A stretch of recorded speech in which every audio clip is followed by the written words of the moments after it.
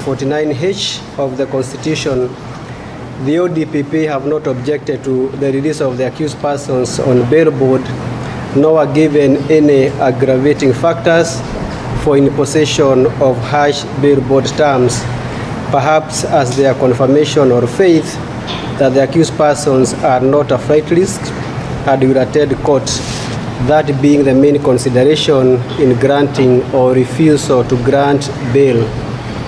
The accused persons have asked the court to consider their circumstances, including the harsh economic times, that some of them voluntarily surrendered to the investigative authority and some were granted cash bail. Some were said to be retired civil servants and some still serving as such. The court was not told which accused persons are retired and the ones which are still in service, but the court is alive to the implications of arraignment in court of serving civil servants with this kind of charges, including possible, if not certain, interdictions. Though not raised by the defense today, in the earlier ruling made on 22nd of December this year, the accused persons urged the court in setting the board terms not to be swayed by the amounts in questions as disclosed in particulars of some charges, and that for the retired accused persons and for the accused persons who are retired civil servants, that their only guaranteed source of income is one's pension dues. In regard to the fifth accused person, she was said to be out on a cash bail of 200,000 and prayed for similar terms. She faces similar charges to those against the 6th, 7th, and 11th accused persons relating to procurement irregularity, in which the amounts in questions are not disclosed in the particulars of the charge. The accused persons number 5, number 6, number 7, and number 11 are each granted a bond of 750,000 surety of like amount or a cash bail of 300,000. The third accused person was said to be out on a cash bail of 300,000. He has 2 counts relating to procurement irregularity. The accused person number 3 alongside the accused person number 4 are each granted a bond of 2 million surety of like amount or a cash bail of 600,000. The accused persons number 12 and 13 are charged with unlawful acquisition of public property in their individual capacity and as directors of the 14th accused company. The 5th accused person faced similar charges, and taking everything into consideration, each of the accused persons number 12, number 13, and number 15 are granted a bond of 3 million surety of like amount or a cash bail of 800,000. For avoidance of doubt, the 12 and the 13 accused persons will carry the company.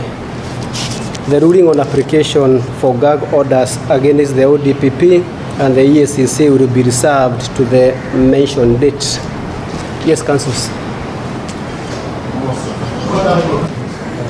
Yes, council. I'm giving direction that we have the mention on 11th of January for further directions.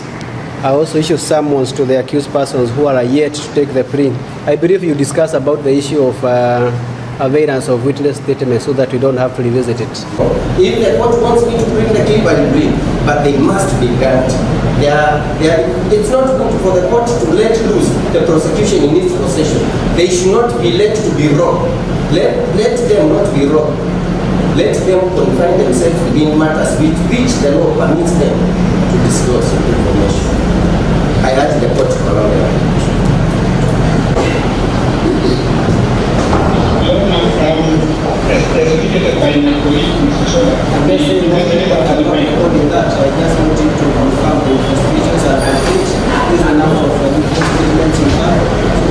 Thank you. Again, I ask my colleague, Mr. Chola, because she's there with the bio.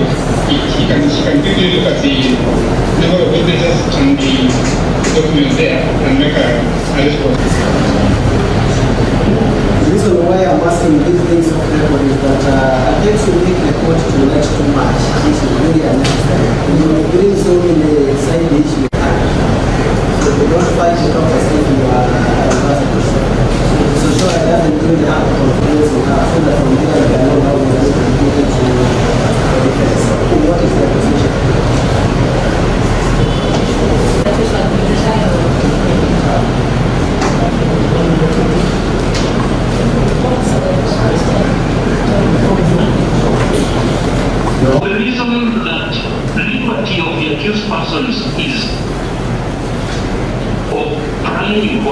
that the court be permitted to pronounce itself on the bond and bail terms if it is in its discretion to release the accused persons, because the liberty of the accused persons, which the court has discretion to set timelines. We could address the issue of the document. That's okay.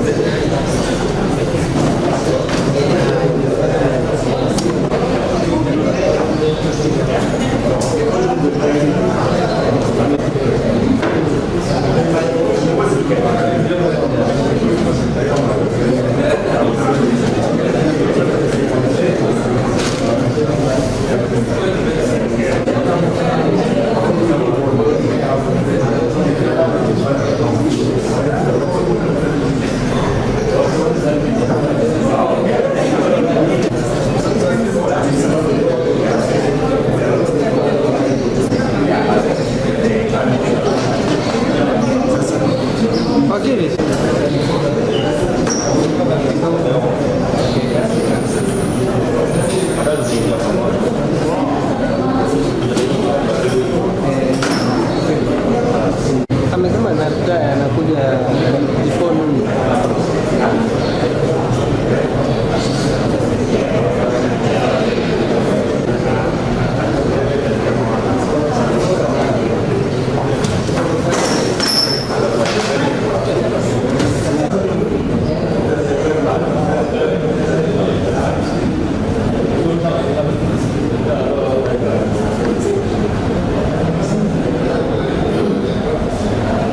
I said a board of 3 million surety of right amount or a cash bail of 800,000. I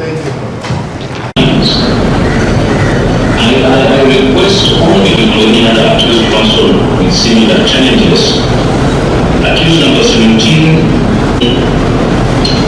the next to distance and the trauma of traveling from Kisumu to attend court in Mingi.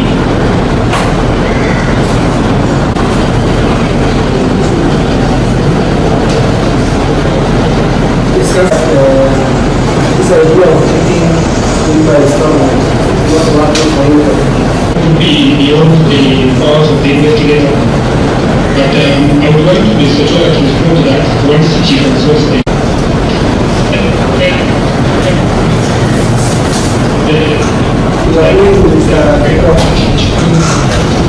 court was spoken to the investigator, but I'm aware we addressed these issues earlier on.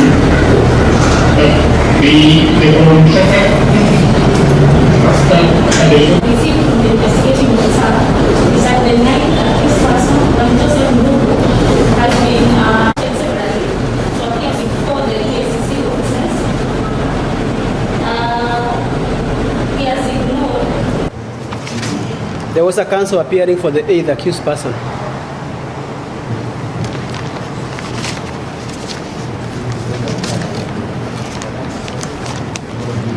Let's have one proceeding counsel. Who was appearing for the 8th accused person? So that now, when we have a mention date, we can have further now here, a further mention date. I mentioned it and the father mentioned it.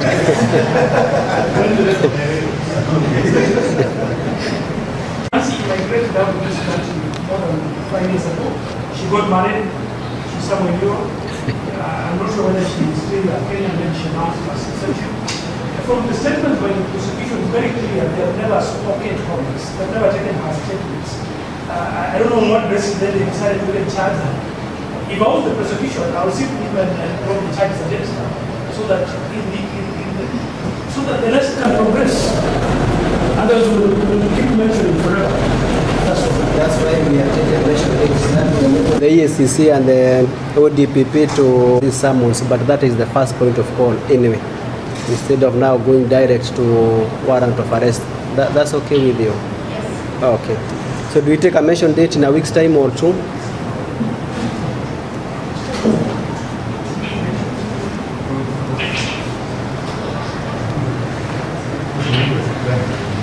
Yes, clerk, let me have the diary. That's okay. Yes, there's no objection. Okay. No. I'm asking her, not you.